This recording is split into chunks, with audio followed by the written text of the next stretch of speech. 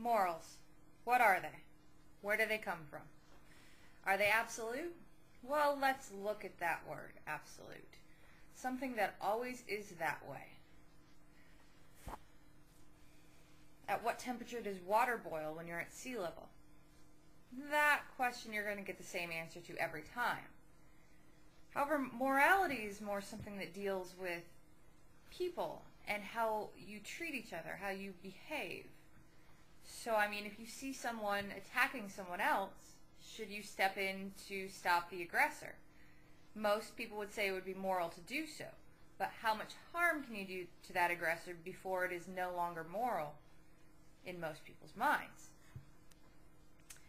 So morals are more subjective, relative, because they deal with people who are subjective by nature.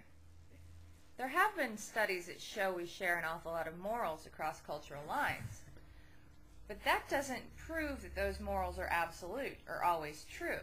We share other features across cultural lines as well, just by virtue of being human. Say noses, but noses are not the only way to breathe. Cockroaches do it through their exoskeletons. Fish do it with gills. And just like there's different ways of breathing, there are different ways to treat people. We've evolved to an equilibrium where most of us feel there are certain things that we shouldn't do to other people. Now this helps us avoid being harmed as much as it helps us avoid harming. And the people that break these rules often have to learn to overcome this feeling. A desire to help others is a similar function. It hinges on a feeling of empathy.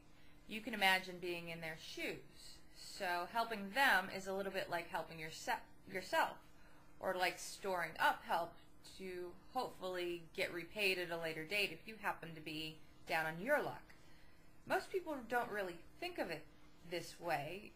It's just we've evolved bad feelings to keep us away from hurt and good feelings to guide us towards helping, which helps us survive in the long run. So morality can never really be objective. It has to be subjective because it is based on a feeling. There are some behaviors we can all agree are bad, say cold-blooded murder, the kind that involves a well-thought-out plan and usually has something to do with money. But what about killing in self-defense? What about killing in defense of someone else? Or killing in defense of your pet? Or killing in defense of someone else's pet? Now you see, we can't all agree on all of these morals. I mean, especially in the gray areas. So morals are really all subjective. Some of them are just more subjective than others.